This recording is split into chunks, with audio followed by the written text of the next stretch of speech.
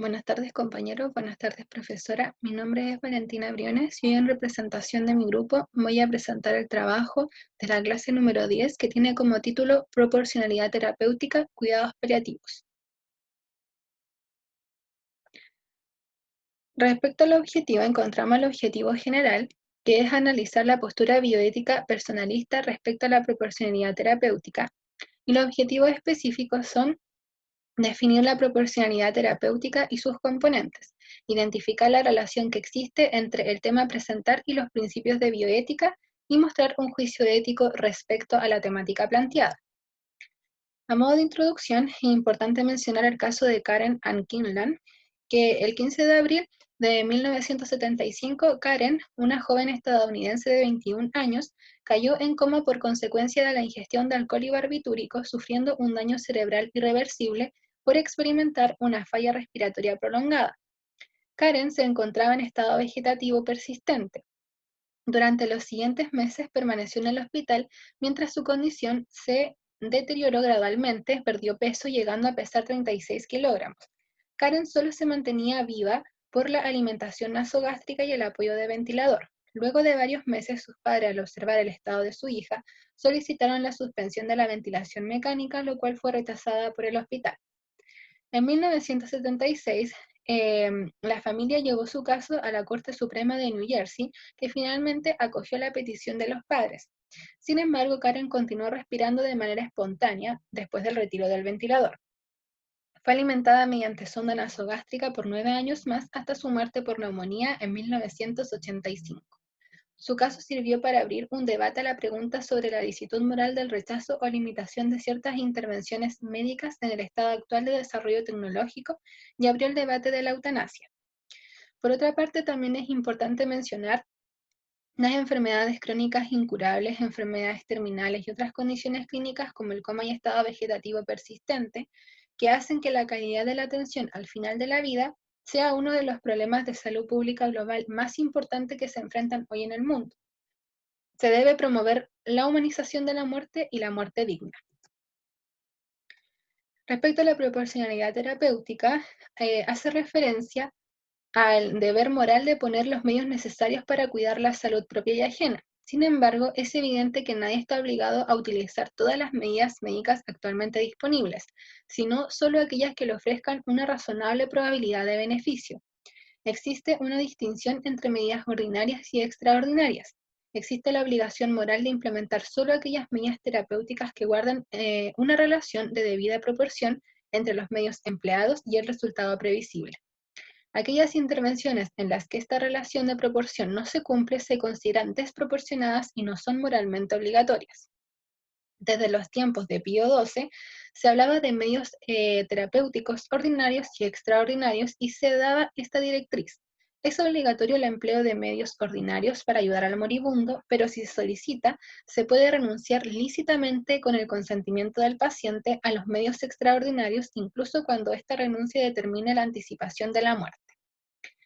Es por esto que es importante mencionar la diferencia entre medidas ordinarias y extraordinarias. Las medidas ordinarias o proporcionadas se definen como condiciones en las que se encuentra el enfermo, se les da, por ejemplo, el acompañamiento, la comunicación, la hidratación y alimentación, los cambios de posición, aseo, curación de heridas, así como los procedimientos y medicamentos administrados para mitigar el dolor o suprimir síntomas molestos. Todo ello es para disminuir el sufrimiento. Se pretende que el paciente esté más cómodo y tenga una mejor calidad de vida. Y las medidas extraordinarias o desproporcionadas, si bien son útiles, en la mayoría de los pacientes no están indicadas en enfermos terminales, en quienes por lo avanzado de su enfermedad, por complicaciones graves, por falta de respuesta al tratamiento, el pronóstico sea fatal a corto o a mediano plazo. Entonces, la proporcionalidad terapéutica implica que al practicar una terapia, ésta se evalúe en el contexto de la totalidad de la persona y que se exija, por tanto, una cierta proporción entre los riesgos y daños que esta acarrea y los beneficios que aporta.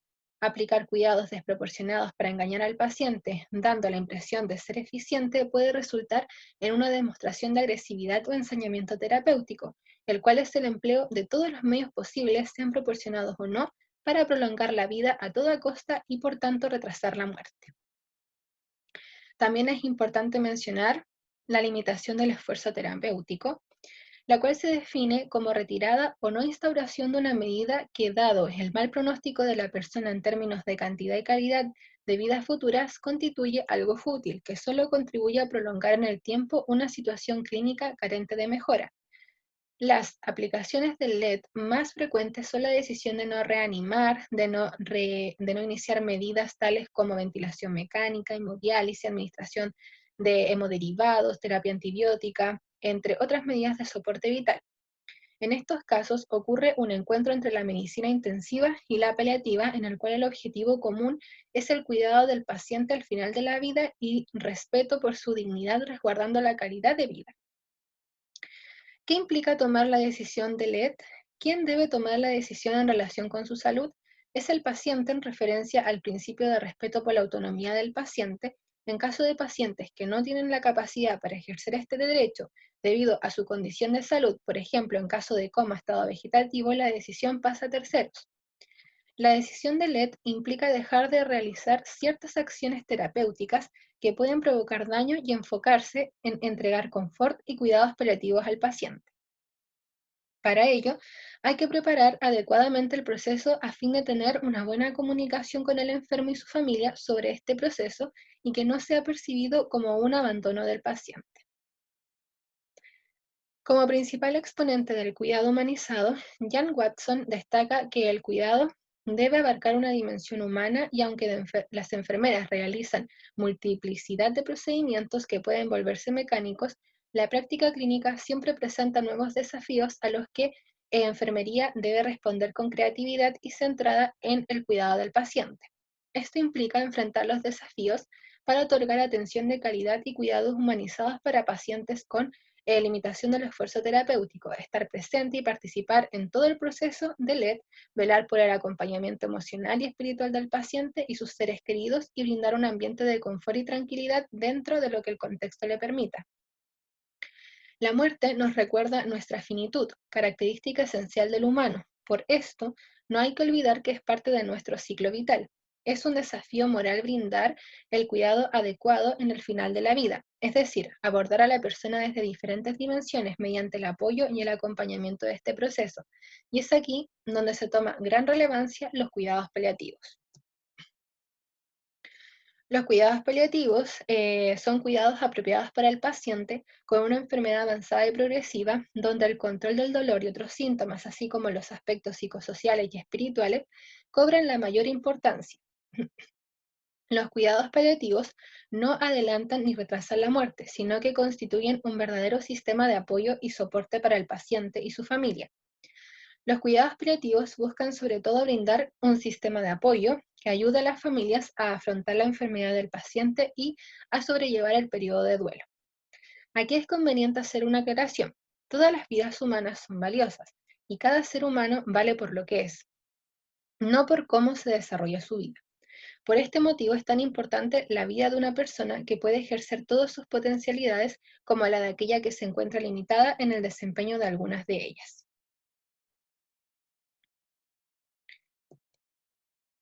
¿Quiénes deben recibir los cuidados paliativos? Pacientes adultos o de la tercera edad con un padecimiento crónico degenerativo, jóvenes y niños con padecimientos agudos con complicaciones graves que han dado lugar a insuficiencia a órgano funcional múltiple y reversible, pacientes politraumatizados con lesiones graves independientemente de la edad y con nula respuesta al tratamiento y enfermos en estado terminal.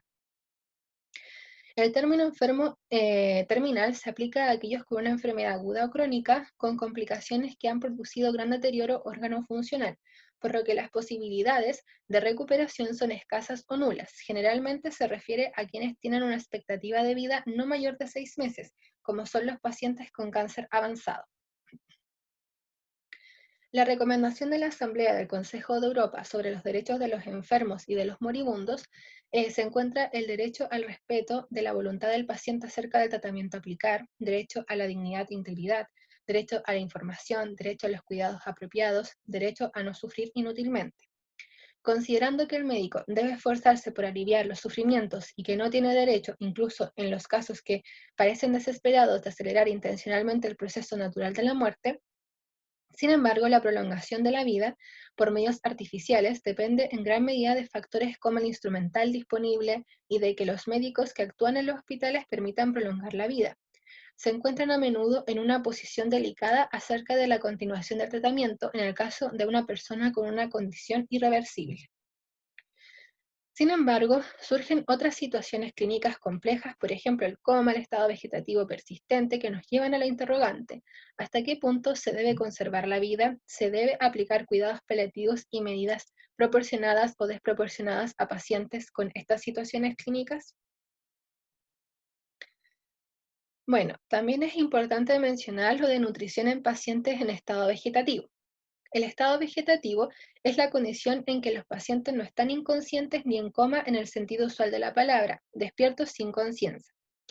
Esta condición se caracteriza por la completa ausencia de evidencia de contacto con el medio ambiente o de reacción a los estímulos externos o internos en pacientes que mantienen funciones cardiovasculares, respiratorias, renales, termorreguladoras y ciclos de sueño-vigilia.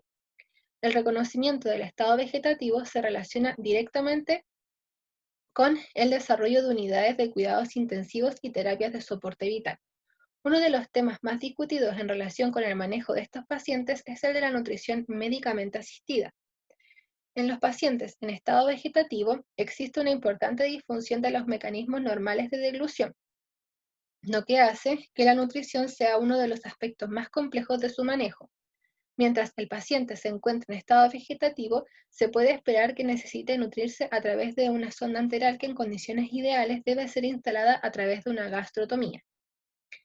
Es importante mencionar que la hidratación y la nutrición se realizan a la vez de la misma forma y con las mismas consecuencias.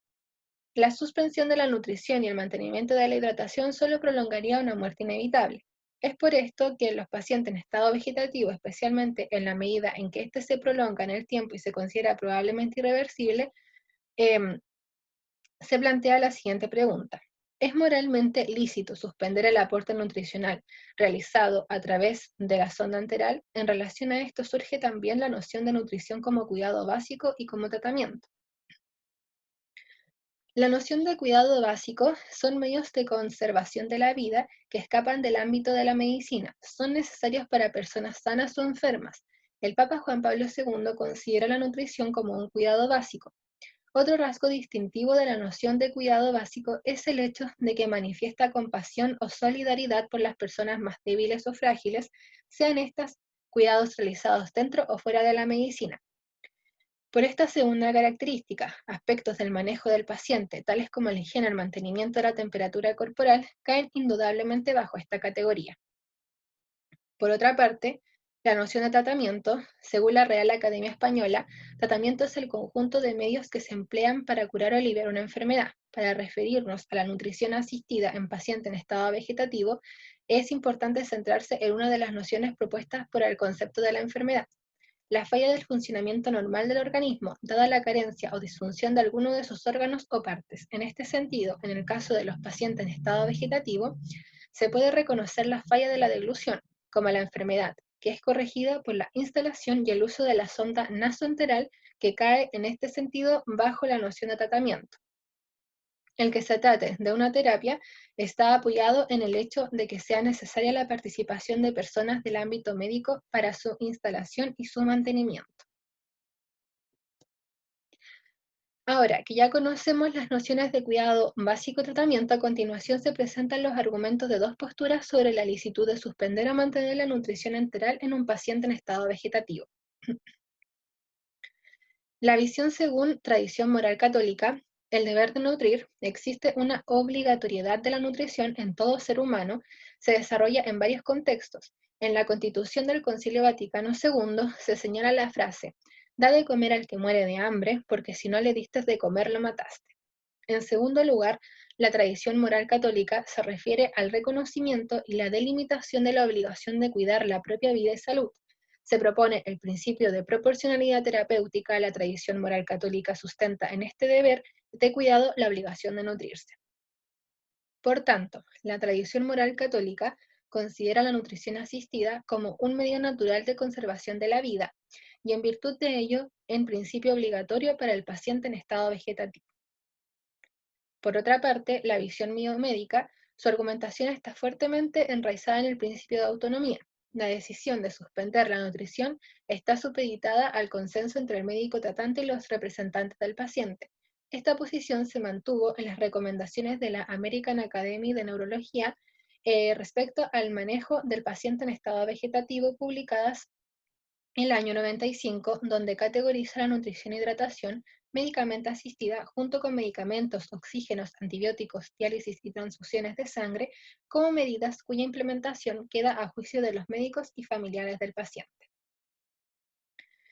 Defiende la idea de que la nutrición es una terapia y, en consecuencia, una medida que debe considerarse siempre opcional y jamás obligatoria. Aun cuando las directrices más Por lo tanto, la propuesta preponderante en la literatura biomédica actual plantea que la nutrición asistida en el paciente en estado vegetativo es una forma de tratamiento y, en virtud del principio de autonomía, puede ser suspendido con el consentimiento previo del paciente o de sus representantes.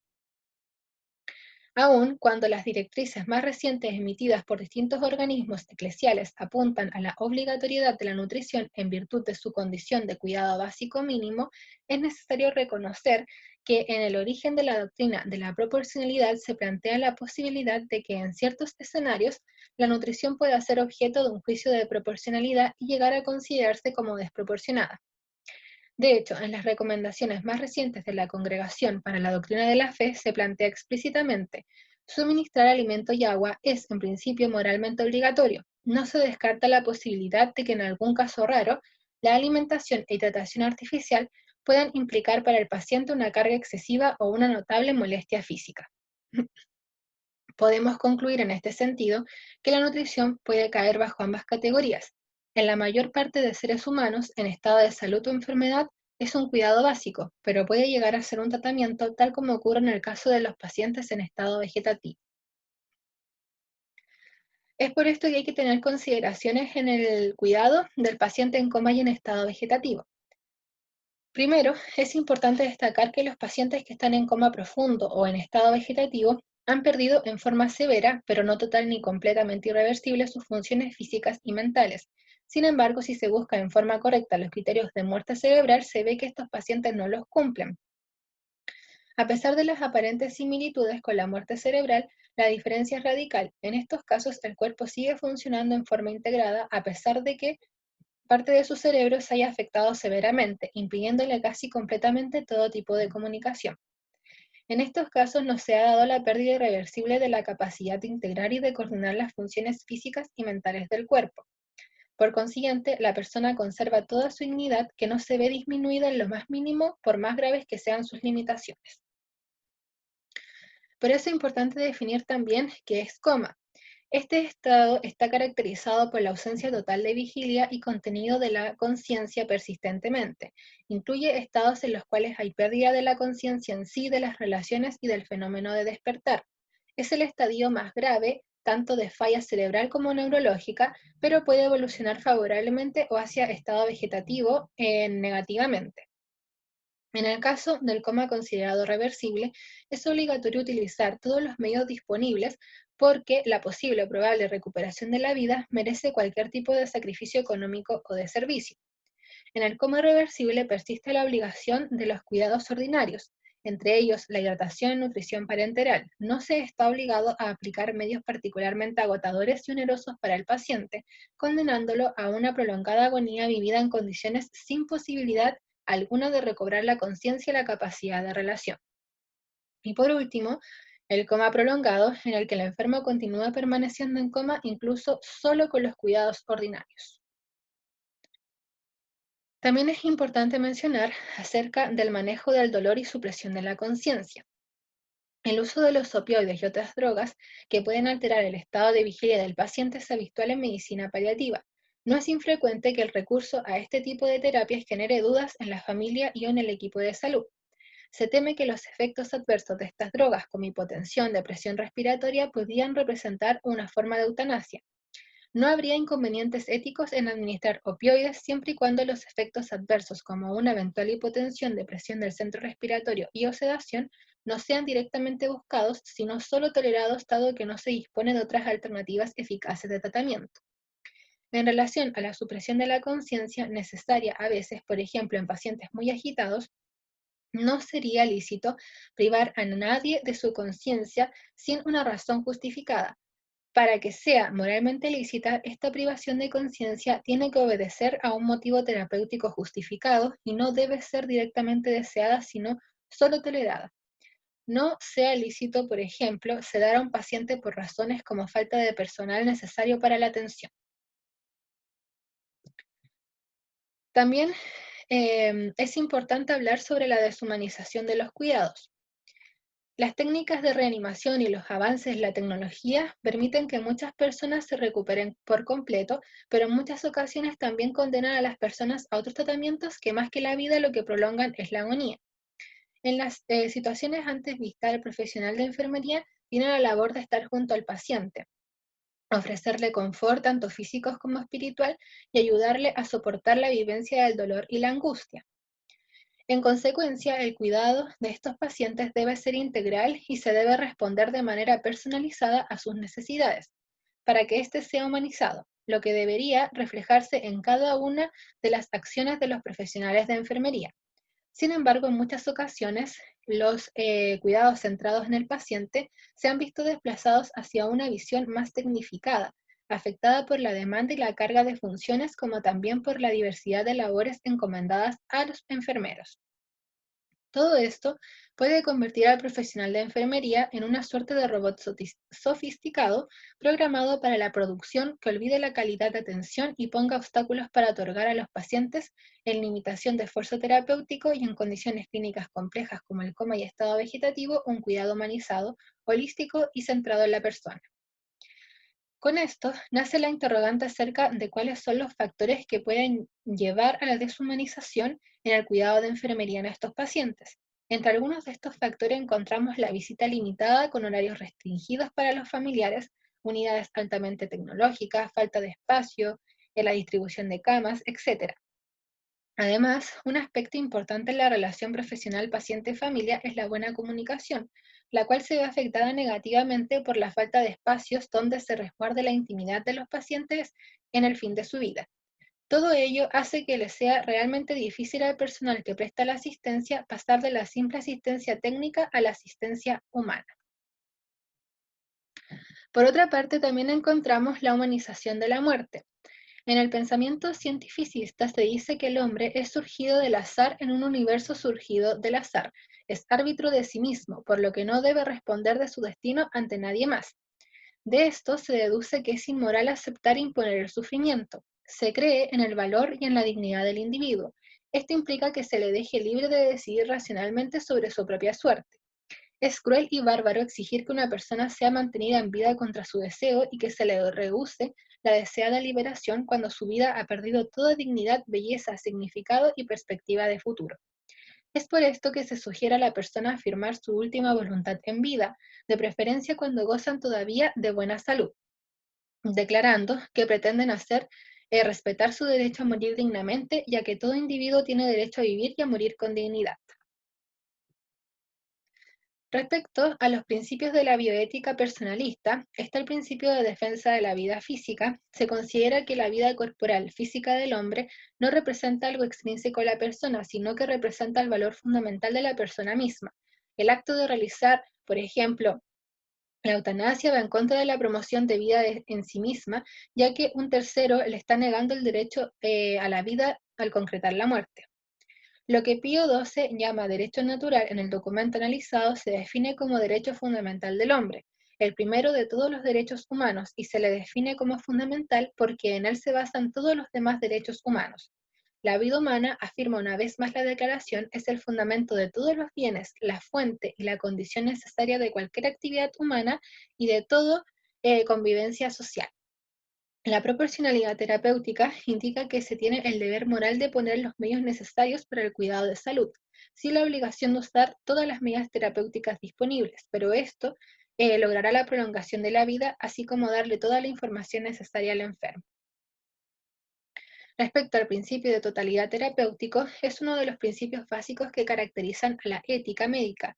Se funda en el hecho de que la corporeidad humana es un todo unitario resultante de partes distintas, unificadas entre sí, orgánica y jerárquicamente por la existencia única y personal.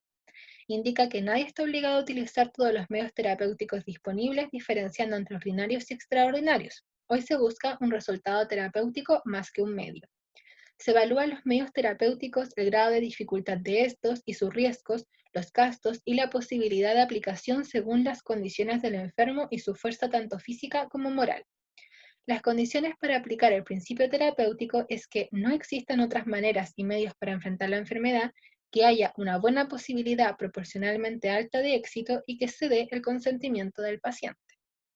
Es importante destacar que el juicio acerca de la proporcionalidad de una determinada intervención médica debe hacerse por referencia al beneficio global de la terapia y no solo en relación con los posibles efectos fisiológicos que ella sea capaz de inducir, ya que el ser humano es considerado como una totalidad, corporeidad, cuerpo, alma, así como, por ejemplo, no basta que un determinado tratamiento sea útil en términos de reducir o aumentar la presión arterial o el potasio en la sangre, si estos efectos no significan un beneficio real para la evolución global del paciente. Respecto al principio de libertad y responsabilidad, antes que el derecho a la libertad está el derecho a la defensa de la vida, ya que para ser libres se requiere estar vivos y por esto la vida es la condición indispensable para que todos y cada uno de nosotros podamos ejercer la libertad. Hay que tener siempre presente que la vida y la salud se han encomendado prioritariamente a la responsabilidad del paciente y que el médico no tiene sobre el paciente otros derechos superiores a los que el paciente tiene para consigo mismo. Si el médico considerara éticamente inaceptables los deseos del paciente, puede deslindar su propia responsabilidad invitando al paciente a reflexionar y acudir a otro hospital o a otro médico. Ni la conciencia del paciente puede ser violentada por el médico, ni la del médico puede ser forzada por el paciente. Ambos son responsables de la vida y de la salud, tanto como bien personal como bien social. En el caso de un paciente consciente, y en la inminencia de una muerte inevitable, puede tomar la decisión de renunciar a tratamientos que le proporcionarían una prolongación precaria y penosa de la vida y rechazar el ensañamiento terapéutico. En el caso de un paciente que no es capaz de expresarse y dar su consentimiento, la responsabilidad recae sobre los familiares y sobre el médico de realizar todos los tratamientos posibles y todos los medios de reanimación disponibles. Luego encontramos el principio de sociabilidad y subsidiariedad. El principio de sociabilidad compromete a todas y cada una de las personas en su propia realización al participar en la realización del bien de sus semejantes. En el caso de la promoción de la vida y de la salud implica que todo ciudadano se ha de comprometer a considerar su vida y la de las demás como un bien no solo personal, sino también social y compromete a la comunidad a promover la vida y la salud de otros. Ejemplo, la situación sanitaria en materia de contaminación, de epidemias contagiosas, en donde solo es posible recuperar la salud si existe una colaboración múltiple de profesiones, de competencias e intervenciones de la ley. El ser humano es un ser social. Sin embargo, en casos como el coma o la muerte cerebral, vemos que esta sociabilidad se ve afectada, ya que cesan todas las actividades tanto físicas como sociales y las funciones de conciencia y de relación se ven afectadas. Esto, sin embargo, no le quita la característica de persona humana, ya que se ha dicho muchas veces que las personas en coma siguen escuchando, sintiendo a las personas que se encuentran a su alrededor. Por lo mismo, es importante que exista una buena comunicación, es decir, una comunicación humana con el paciente y con la familia en general. Bueno, para concluir, es importante mencionar que los cuidados se deben brindar de manera proporcionada. Eso quiere decir un equilibrio entre el tratamiento y el fin perseguido. Los medios ordinarios son los necesarios para la conservación de la vida, contribuyen al trato digno de la persona, la alimentación y hidratación son medidas básicas ordinarias. Ellas evitan la muerte de la persona por inanición o deshidratación. Se relaciona con el derecho de morir dignamente. Es por esto que no importa si la persona se encuentra por mucho tiempo en condición de estado vegetativo, los cuidados se deben brindar siempre. Y para terminar, citamos una frase que dice, tú me importas por ser tú, importas hasta el último momento de tu vida y haremos todo lo que esté a nuestro alcance, no solo para ayudarte a morir en paz, sino también a vivir hasta el día en que mueras. Esa ha sido nuestra presentación. Muchas gracias.